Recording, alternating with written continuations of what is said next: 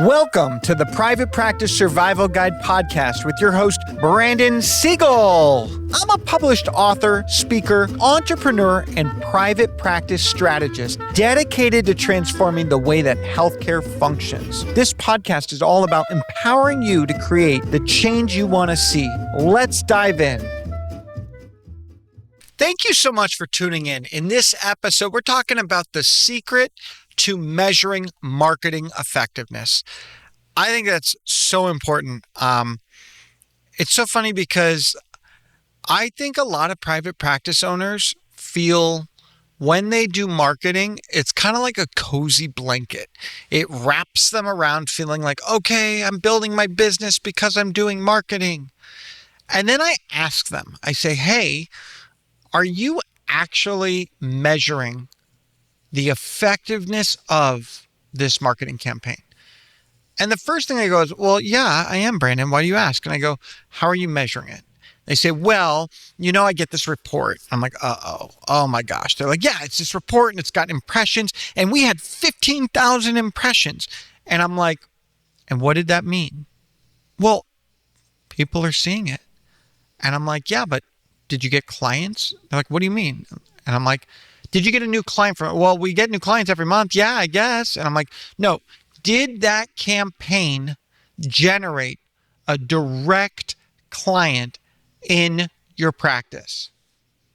And as I'm pushing, I recognize they don't know. All they know is this. They know that, hey, I'm doing a marketing action. It makes me feel warm and cozy. I've got all that I need because I know that my business is growing because of two things. One, I'm doing an action. And two, I have clients coming in my door and I have new clients every month. And my point is, are you correlating with a fact that the clients that are coming into your practice are a direct result of that marketing action? And after further research, most of the practices did not recognize how to measure the effectiveness of the campaign. And when we actually went and dove in and deconstructed the way that their patients come into their practice, over 75% of the clients that came into their practice were a direct referral from an insurance company. They may have found them on the internet, but the search engine was not physical therapy near me. The search engine was Wellness Works Therapy. They heard about the so when I ask someone, how did you hear about me? They'll say, oh, I found you on Google. You found me on Google, but you heard about me from your insurance company. Oh yeah, that makes sense. We need to measure the function of how our marketing is effective. We need to break it down, and I'm going to help show you how. So the first thing I want you to do is I want you to define your clear objective. I'm going to give an example of an objective. So an objective may be, I want to increase my schedule. I need 10 new patients a month. So that objective is 10 new patients a month. But the problem is you might get 10 patients through other methods. So sometimes the objective is, I'm going to generate 10 new patients based on a special promotion in which they're getting a free sleep kit. And when we measure that we got 10 patients requesting that sleep kit, and the only way they're going to find out about it is through this marketing action, we can see that we've had that effective objective accomplished. So as we look at that objective, we're going to look at using a mix of metrics. We're going to combine some quantitative measures. We're going to combine some qualitative measures. And so we want to make sure we get that holistic view. And so when we're looking at our key performance indicators, we're also measuring return on investment. We're measuring customer acquisition cost. And we're looking at the conversion rate, providing hard numbers. So surveys, sentiment analysis, customer feedback, they may reveal the qualitative insights. But sometimes when we're able to give a direct action, reaction in our campaign, we're actually able to measure the effectiveness at a whole new level. And so we're leveraging attribution models. We're understanding which channels are driving results using attribution, first touch, last touch, multi-touch. How are we crediting all the touch points in a customer journey, offering a clearer picture of the campaign impact? Then we need to make sure in our marketing effectiveness, we're tracking customer lifetime value. So our customer lifetime value is to assess the long-term profitability from that type of client, that marketing alert. So sometimes what we may recognize is that I'm going to utilize insurance for my medical marketing. I'm going to utilize Google and Meta, Facebook, Instagram for my private sector, my subscription model. And I'm going to recognize that actually my insurance model lifetime value is less than my Meta, and I'm able to invest more in my Meta marketing because I have a higher client lifetime value under the programs that we're promoting and marketing under that program. So there's a world where you're only utilizing your marketing actions, such as digital marketing, for non-medical services, for the vitamin supplement lines, for the activity exercise programs, for the subscription boxes, for the plate crates, so to speak. And we're measuring not just the effectiveness of the campaign from how many hits, how many conversions, and all of that, but we're also looking at qualitatively, what is the lifetime value of the client that we got from that methodology. And so once we do that, we're going to implement real-time tracking. We're going to use tools like Google Analytics and HubSpot and Adobe Analytics to monitor campaigns in real time. These quick adjustments that we can make based on real time will allow us to see how we underperform and what channels are maximizing effectiveness. Did you ever know that we could utilize marketing for our recruitment? What if you were able to see that you were able to attract more candidate applicants into your applicant tracking software through Google and Meta ads over Indeed ads? What if you were able to even track that you actually had a lifetime retention value greater in the marketing you do via Meta than you do via LinkedIn? These are all different ways to utilize marketing to get the outcome we want. And I want to ask you something.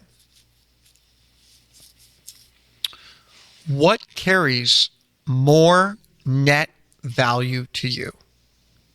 Your customer or your employee? And I bring that up because it's really interesting. We're always used to spending marketing money on our customers, but we never think about the value of marketing for our employees. And my viewpoint is this. Yes, you may say, well, I need more customers, Brandon, and my customers drive my employees. But I want to be crystal clear. A great employee could support 50 new clients maybe. And that employee for $10,000 is worth more to you than $10,000 on a single client. So understanding the value of what your objective is from your marketing and what that lifetime value. I've had employees who've generated $1 million over the lifetime of their employment with me. 25 years as an employee, you don't think they've generated $1 million of revenue? Now, I'm not calling that, in this case, net revenue, but those are the things to look at when you're drafting your budget and you're measuring the ROI of your budget, and you're looking at all of the ways that things intersect with the effectiveness of the campaign. So another strategy that I want you to think with, we need to look at A/B testing. With A/B testing, we're running multiple campaigns that compete against each other. And by multiple, it might be 2 campaigns. So we might run one ad a certain way and see what that response is, and then run another and compare. The idea is we're looking at an experimentation methodology to compare variations of ads, emails, landing pages. And so we're testing maybe 2 different subject lines to see what drives higher open rates. And ultimately, the one that's the most effective is going to win. We need to focus on increments, incrementality. Measure the true impact of marketing by comparing outcomes with and without campaigns. Incrementality tests, maybe it's a holdout group, reveal whether your efforts caused the desired outcome or if it would have happened anyway. So I come back to, hey, I got 10 new clients, and sometimes we don't even recognize we got those 10 new clients from insurance. What if I told you that every single client you are marketing for has to generate $1,000 of revenue a month? That'd be a totally different component. So putting a value on what we're trying to get, that's important. See, one of the reasons why marketing companies suck is they only show you what's easy for them to communicate. A marketing company that cannot generate a true ROI for you is not doing the heavy work. When they give you baloney numbers, just like, oh, we got 10,000 impressions, you're killing it. Doesn't matter. At the end of the day, I could get 20,000 downloads, but if I'm not getting followers, if I'm not getting like actual impact and consistency and repeat business, it doesn't mean anything. So we need to really understand that data that's easy does not mean that it's data that matters. At the end of the day, if I give you 100,000 clicks, but you get no money from it, what does it matter? So we need to integrate data across all our channels. We need to use a centralized platform such as a CRM. We need to unify the data from our social media, from our email, from our PPC, from our offline campaigns like postcards, ensuring a comprehensive view of performance. Did you know that a postcard could generate 100 times the impact than a Google ad? If you do it right and you QR code it and you do all these different things, because sometimes a postcard is easier to track the conversion. It just depends how you craft it. And the problem is we live so much on our phones these days that sometimes there's too much competition. So sometimes doing the thing that you're not expecting. So I'm going to ask you, if I throw an ad in front of you for Wellness Works Management Partners on your phone every day for 3 weeks, or I send you a giant FedEx box that's gift wrapped, which will grab your attention faster? I'll let you answer that question. So everything we're doing, we're aligning with our business outcomes. We're going to avoid vanity metrics, likes, impressions, unless they tie to revenue and growth. So a high click-through rate is meaningless if it's not leading to conversions. But here's the thing, even if it's conversions, if you call and those conversions are meaningless, they don't mean anything. So the marketing company's like, well, that's your sales thing. I'm like, no, you need to give me $1 million lead. They need to be licking gum off the bottom of my shoe. That's how good of a client I want. See, most can't do that, but good marketing firms can do that. They do it. They charge for it, and they understand it because they know what the value of your client is, and they're willing to turn your business away because they're like, I can't charge enough money to get you a product that's worthwhile. So understanding that, we need to review regularly. We need to refine. We need to analyze our performance weekly, monthly, quarterly. We need to spot trends, and we need to optimize. We got to visualize that data. So here are some top marketing KPIs. I want you to look at your new patient client acquisition rate. Measure the number of new patients or clients gained through a marketing effort over a specific period. Track the effectiveness of the campaign in driving new business. New patients acquired divided by total marketing efforts times 100. 50 new patients from a Google ad campaign in a month as an example. Cost per acquisition is the next one. Calculate the cost of acquiring a new patient, not the cost of acquiring a lead, not the cost of an impression, not the cost of a click, the cost of your new patient through that marketing channel. It helps evaluate your campaign efficiency. Total marketing spend divided by total new patients generated from that action. So $2,000 on ad spend, 40 new patients, that's a $50 cost per acquisition. Make sense? Good. No one wins the race alone. From January 28th through the 31st, 2026, the Growth Code Conference in Coral Gables, Florida, connects you with other high-performing private practice owners, leaders, and managers. Share strategies, draft off each other's momentum, and cross the finish line together. Visit growthcodeconference.com to register today. Return on investment, ROI. So, measuring the revenue generated from the marketing campaign related to the cost. And by marketing revenue, the revenue generated, I want you assessing the net profitability. Because I want to be crystal clear.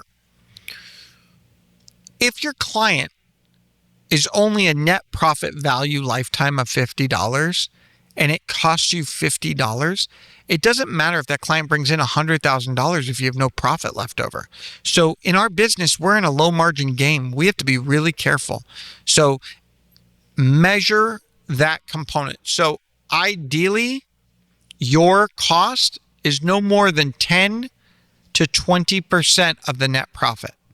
So if I have $1,000 net profit on a client lifetime value, we want to make sure that we're not in more than $100 or $200. We still want to save $800 of net profit for that client. Okay? 10 to 20% of the net profit. That's our goal, in my opinion. We want to do our conversion rate. We want to track the percentage of leads that convert to patients. And in that conversion rate, we want to list why they're not converting. Is it a bad lead or a good lead is really important. We want to look at all of the ways that we are converting and how we're converting. So one of the main mistakes that practices make is they don't have the right conversion systems. Conversion systems are how fast we respond, how fast they respond.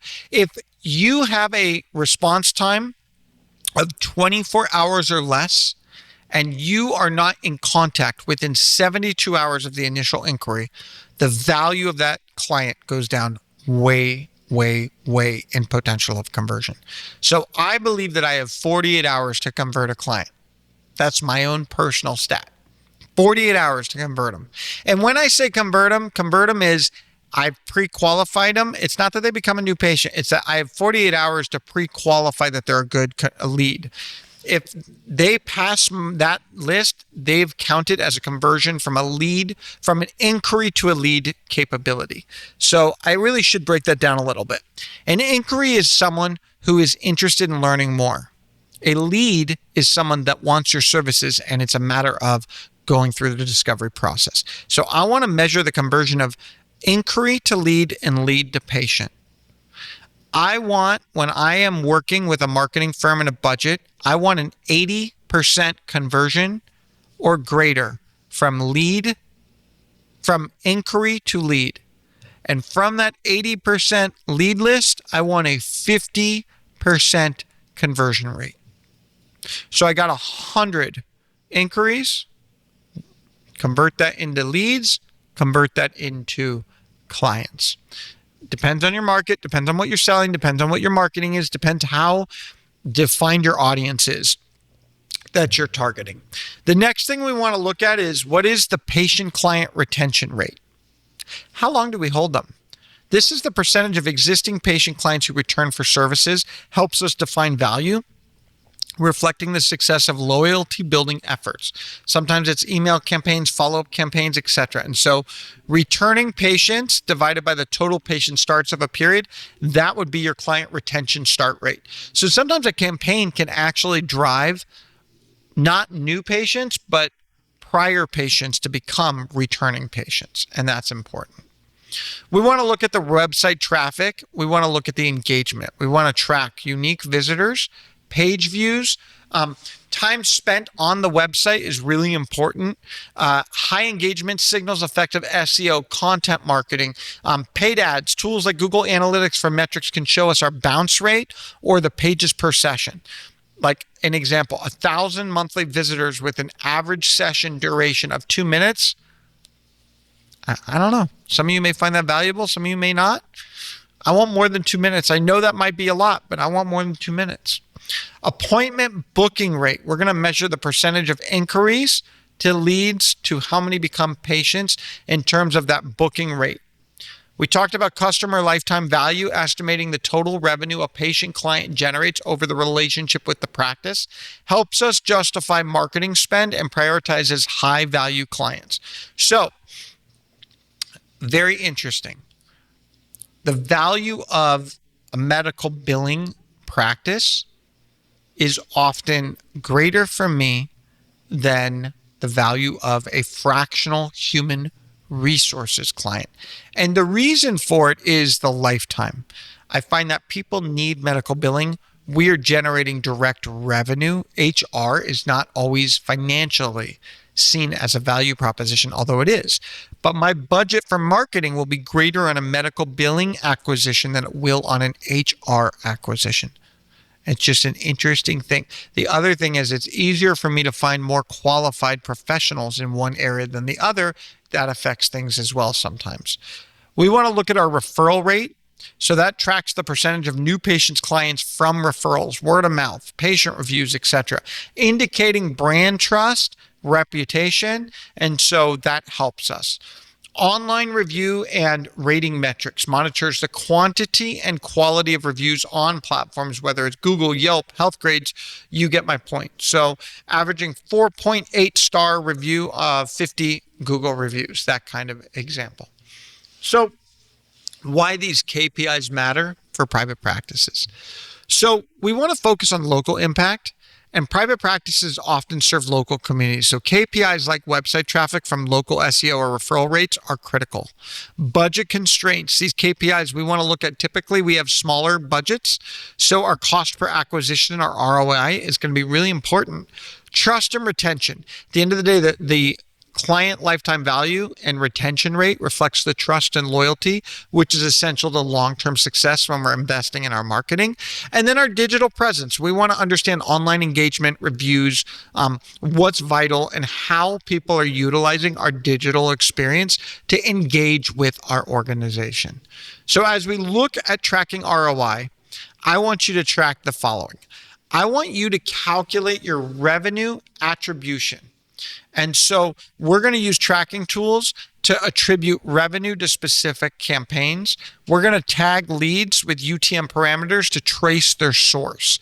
And so if a $1,000 ad campaign brings 10 new patients generating $5,000 in revenue, we're able to see what that percentage of. And so it's ensuring our market spend directly contributes to profitability.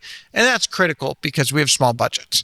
We want to integrate patient data with the marketing cost. We want to link patient management systems with marketing platforms so we can track revenue from new patients and understand diagnostically what diagnostic acquisitions are generating greater revenue and fit for our organization. So I may find that patients with the following diagnostic are better, and I'm going to use that diagnostic acquisition, and maybe I'm not able to generate as many clients for our nutrition program via Google Ads as I can with physical therapy. And so maybe physical therapy is great for this ad approach, but nutrition's not. I want to focus on long-term ROI. We need to measure the return on investment over an extended period of time. And so that will account for patient lifetime value. We need to use testing so that we're running those A/B tests. We're looking at what is the incremental revenue driven by that marketing. We want to compare results to performance. We want to create a baseline. We want to generate above and below a baseline.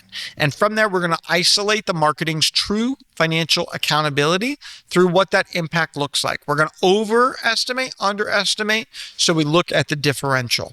When we're automating our ROI reporting, we're able to streamline things. And so sometimes we're using dashboards from Tableau, HubSpot, and we're able to automate those calculations and visualize those trends. So when we're tracking KPIs, you got to select relevant KPIs. And I talked about it a little bit, but what is the pass-through rate? What are the goals that we're doing? What is that acquisition conversion? What is a review worth? How do we track appointment booking rates with PPC campaigns pay-per-click? What is the value of a referral? What is the value of a click? What is the value of an online intake? All things that help us. And so specific KPIs are going to reveal aspects of the marketing, inclusive of lead generation, trust building, where we need improvement, offering actionable insights. With this opportunity, we can leverage analytical tools. We can utilize these different tools to look at website traffic, engagement, click-through. We can look at the lost conversions. We can even look at why. And guess what? We can utilize AI to bring in some of that value, and we can segment our KPI by channels. So, hey, here are the KPIs via SEO, via email, via social media. Here's what we're going to do with postcards. Here's what we're going to do with doctor visits. Here's what we're going to do with referral sources. All different ways. Here's what we're going to do with patient engagement campaigns. Here's what we're going to do with our employee campaigns. I'll tell you what, I'm going to spend marketing. And what I'm going to do is I'm going to say, for every time my practitioner gets a Google review, it's worth $100 if they get named in it. It's worth $1,000 every time a new patient comes in as a result of that. Practitioner. I'm just giving you an example, and you're like, Brandon, that's not worth it. But I'm like, figure that out, but that's something. Sometimes we're spending too much in easy actions versus effective actions. And so I want you to monitor your patient's journey in KPIs. I want you to track the KPIs across the patient funnel. What is the awareness? What is the consideration? What is the conversion? What is our touch point, and how many touch points do we have? And what are the ways that they interact? And then we need to highlight bottlenecks. Why do we have high traffic but low bookings? Enabling targeting improvements. And as we're able to regularly benchmark our KPIs, we're able to be more effective. We're able to look at past performance. We're able to forecast. We're able to look at why we have a higher conversion rate during the fall season versus the summer season, and provide context to that performance. And so by doing that, we're able to set realistic goals. We're able to actually measure progress, and we're able to get to a point that says 30 days, I guarantee I'll have a full caseload for you. 30 days, I guarantee a 10% increase of revenue. 30 days, I guarantee that this payer mix will fill our bucket. So when you come to me and you say, Brandon, how do I make $1 million more? I say, we're going to take Aetna, Cigna, and cash pay. I'm going to subdivide it, and I'm going to give you a 90-day strategy. Within 6 months, you'll be on track to make $1 million. Boom. It's done. It's in your pocket. It's possible. So stop getting stuck in your way. Stop trusting the marketing company that's marketing a tennis club, and start focusing on how to unlock your revenue in your practice, and measure it, optimize it, and evaluate for your future. When we're tracking ROI versus KPIs, we need to look at the financial accountability. So ROI directly ties marketing to revenue, ensuring every dollar spent contributes to your bottom line. For small practices, we need to be smart because we are wasting budgets. We need budget allocation. We need high ROI channels. We need to prioritize our high ROI over our low returns, even if that means we're not getting as much or as fast. We need a long-term strategy. We need to look at where that client value, that lifetime value, is going to help you invest for your future. And we need stakeholder communication. We need everyone to understand what that costs. Do your employees know what it costs to bring in a new client? Because if they don't and they lose a client, what if I bring you a client and it costs $1,000 to acquire that client, and then your doctor decides to show up 20 minutes late because he wants to chit chat in the nurse's station, and you lose that client? Does that doctor know what he just did? So we need to look at granular insights. We need to look at the KPIs related to your referral rate and pinpoint specific strengths and weaknesses. Poor landing page performance. We need to guide those tactical adjustments. The reason why we do landing pages is we can manipulate them in so many different ways, and we can put in the measures so that we know how to be more effective. And we can A/B test the heck out of both of them. And so the other thing is KPIs are an early warning system. They're going to allow us to measure the impact. They're going to allow us to signal what traffic's going wrong. And ultimately, we're going to be able to optimize our channel optimization through this. We're going to see where low CTR ads to high engagement posts are affecting us. And we're going to find out how we find our ideal patient versus just an A patient. And so how do we track that ideal patient? And so as we measure shifts in marketing, we need to establish a baseline with historical data. We need to track KPIs over just trend analysis. We need to segment results with campaign and channels. And through conducting A/B testing, we're going to isolate variables. We're going to measure incrementality with control groups, and we're going to incorporate qualitative feedback. So as we are able to utilize predictive analytics, we're going to be able to forecast, prepare for the future, and we're going to be able to become consistent. Don't just turn it off after 2 weeks of not working. See, that's the problem. We try something and we kind of like throw gum to the wall and we see if it sticks. Stop throwing gum to the wall and start comparing benchmarks. Stop looking at what can work as a quick fix and start building an algorithm of consistency. And so as we're looking at this shift, I want you to take a holistic view. I want you to combine not just quantitative, but qualitative, which is patient feedback and more. I want you to adapt to loyal dynamics. I want you to serve local markets, but also reflect on what the hyper-local factors are. A new competitor, a community event, local search trends. I want you to have budget sensitivity. I want you to compare long-term versus short-term and challenges that are coming up as a result. And then, obviously, technology. Adopt in your technology. So here's an example of a marketing review. Medical practice launches a $3,000 ad campaign. Their baseline previously ads yielded 15 new patients with a customer acquisition rate of $60. Okay? $60 customer patient acquisition rate. We tracked KPIs weekly via Google Ads. We segmented results by ad group, urgent care versus wellness services. We were able to survey new patients to gauge ad-driven trust, compare against the industry, client patient acquisition and CPA rates. We were seeing between $50 to $100. And ultimately, we were able to shift. And what we were able to do was optimize keywords. Our new patients were able to rise, and we were able to reduce from $60 to $40. And we actually increased our conversion based on 8%. And so by reallocating our budget to high-performing keywords, we were able to test new ad copy. And as we were investing, every month we were shaping the future of their client acquisition. Did you know that a 2023 HubSpot survey revealed that businesses tracking marketing ROI are 1.7 times more likely to see a positive return, with 62% of healthcare practices reporting improved patient acquisition?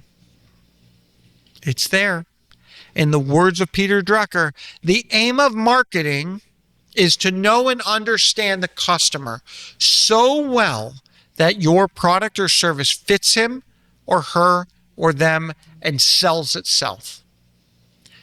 Thank you for tuning in to this episode. Please don't forget to like us, subscribe, reach out. Let's do a discovery call. Help me help you. Because together we can thrive, not just survive.